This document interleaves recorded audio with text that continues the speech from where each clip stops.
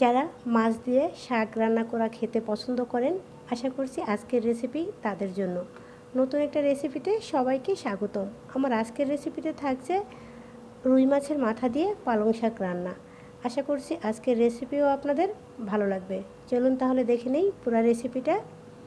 এখানে আমি 1 কেজি পরিমাণ পালং শাক নিয়েছি, আর শাকগুলোকে কেটে ধুয়ে অলরেডি পরিষ্কার করে নিয়েছি। তো এখন মূল প্রসেসিংয়ে চলে যাচ্ছি। চুলায় একটা প্যানে আমি কিছুটা তেল দিয়ে তার মধ্যে আমি মাছের মাথাটাকে প্রথমে কিছুটা সময় একটু ভেজে নিব। যেহেতু এটা বড় রুই মাছের মাথা, এটা 4 কেজি রুই মাছ ছিল, সেখান থেকে এই মাথাটা নেওয়া। তো আমি এখানে ভেজে রান্না করছি, আপনারা চাইলে এখানে না ভেজেও শুধু কষিয়েও রান্না করতে পারেন। তো মাথাটাকে এপিট ওপিট 2 পিট ভেজে নিয়ে আমি এটাকে তুলে নিচ্ছি। এই পর্যায়ে এখানে আরও কিছুটা তেল অ্যাড করে দিচ্ছি, আর তেল অ্যাড করে দিয়ে এর সাথে আমি দিয়ে দিচ্ছি হাফ কাপ পরিমাণ পেঁয়াজ কুচি, আর সাথে দিয়ে দিচ্ছি বেশ কিছুটা কাঁচামরিচ। যেহেতু শাকের তরকারি, এটাতে একটু ঝাল ঝাল হলেই খেতে বেশি ভালো লাগবে। তো পেঁয়াজ আর মরিচটাকে কিছুটা সময় একটু ভেজে নিব। যখন হালকা একটু কালার আসতে শুরু করবে, এর মধ্যে আমি মশলাগুলো দিয়ে দিচ্ছি। আর মশলাটাকে আমি আগেই পানি দিয়ে ভিজিয়ে রেখেছিলাম, যেহেতু গুঁড়া মশলা, তাই আমি বাটা মশলার মতো করেই এখানে আমি অ্যাড করছি। আর আমার এখানে কি কি মশলা দিয়েছি, মাছের যে সমস্ত মশলা উপকরণ আমরা ব্যবহার করি, যেমন হলুদের গুঁড়া, লাল মরিচের গুঁড়া, ধনিয়ার গুঁড়া, জিরার গুঁড়া, আর দিয়েছি সাথে আদা রসুন বাটা। মশলাটাকে খুব ভালো করে ভুনে নিয়ে এর মধ্যে আমি মাছের মাথাটাকে দিয়ে দিচ্ছি। আর মাছের মাথাটা দিয়েও কিন্তু আমি আরও কিছুটা সময় একটু ভালো করে কষিয়ে নিব। যেহেতু বড় মাছের মাথা, এর ভিতরে মশলাটা ঢুকতেও একটু সময় লাগবে। তো এপিট ওপিট নাড়াচাড়া করেই আমি মাছের মাথাটাকে খুব ভালো করে কষিয়ে নিব। আর সাথে কিন্তু এখানে আমি 1 কাপ পরিমাণ পানি অ্যাড করব, কারণ শাক দিয়ে মাছটা কিন্তু বেশি সময় রান্না করা যাবে না, তাই আগে ভাগেই আমি মাছের মাথাটা পুরোপুরি রান্না করে নিব। তো আমি হাফ কাপ পরিমাণ পানি দিয়ে দিচ্ছি, আর পানিটা দিয়ে একটু নাড়াচাড়া করে যখন খুব ভালো করে বলক চলে আসবে, তখন কিন্তু এটাকে ঢেকে রান্না করব আমি 5 মিনিট, যাতে করে মাছের মাথাটা খুব ভালো করে সিদ্ধ হয়ে যায়।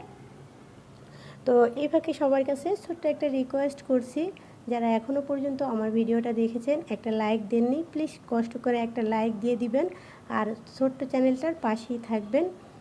তো মাথাটাকে কিন্তু আমি 5 মিনিটের মতো ঢেকে রান্না করেছি। এ পর্যায়ে আমি ঢাকনাটাকে তুলে নিচ্ছি, আরও কিছুটা সময় একটু নাড়াচাড়া করে মিশিয়ে নিচ্ছি। এখন এখানে আমি শাকগুলোকে অ্যাড করে দিব। আর শাকগুলোকে কিন্তু আমি একবারে দিব না, অল্প অল্প করে দিতে হবে, যেহেতু প্যানটা অতটা বড় নয়। তাই আমি প্রথমে কিছুটা পরিমাণ শাক দিচ্ছি, এটাকে একটু নাড়াচাড়া করে কমিয়ে নিচ্ছি, তারপরে বাকি শাকগুলোকে অ্যাড করব। আর পালং শাক এটা কিন্তু পরিমাণে অনেক বেশি মনে হলো, এটা কিন্তু রান্না করার পর খুবই কমে যায়, মানে একদম চুপসে যায়। তো এখন এটাকে নাড়াচাড়া করে আমি কমিয়ে নিচ্ছি, আর মাছের মাথাটাকে উপরে তুলে দিচ্ছি, যাতে করে শাকটা দ্রুতই সিদ্ধ হয়ে যায় আর নরম হয়ে যায়। তো এ পর্যায়ে আমি বাকি শাকগুলোকেও অ্যাড করে দিচ্ছি। তো বাকি শাকগুলোকে অ্যাড করে দিয়ে আমি আবারও নাড়াচাড়া করে এগুলোকে মিশিয়ে নিচ্ছি। আর শাকগুলো কিন্তু একদম কমে যাবে রান্না শেষে, আপনারা দেখতে পাবেন। প্রথমে মনে হয়েছিল অনেকটা শাক, বাট পালং শাক কিন্তু একদম কমে যায়। আর আমি এই পুরো রান্নাটাই কিন্তু ঢাকনা ছাড়া করব, আর কোনো রকম কোনো পানিও অ্যাড করব না।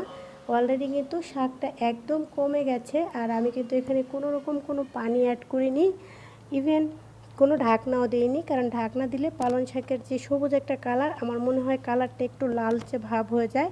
তাই কোনো রকম কোনো ঢাকনা ছাড়াই কিন্তু আমি পুরো রান্নাটা করেছি, আর কোনো রকম কোনো পানি ছাড়াই।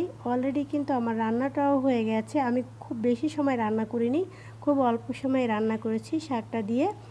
আর শাক আর মাছের তরকারি হলে তো লোভ সামলানো খুবই মুশকিল, তাই আমি জলদি জলদি করে একটু ভাত খেয়ে নিব এই শাকের তরকারি দিয়ে।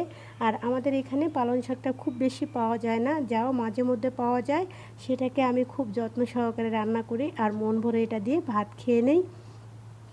তো আমাদের মতো যারা শাক দিয়ে মাছ রান্না করে খেতে পছন্দ করেন, আশা করছি তাদের রেসিপিটা অনেক ভালো লাগবে। আর যদি আমার রেসিপিটা কোনো অংশে একটু ভালো লাগে, প্লিজ আমার ছোট্ট চ্যানেলটার পাশেই থাকবেন। আজ এ পর্যন্তই বিদায় নিচ্ছি, সবাই অনেক বেশি ভালো থাকবেন। আল্লাহ হাফেজ।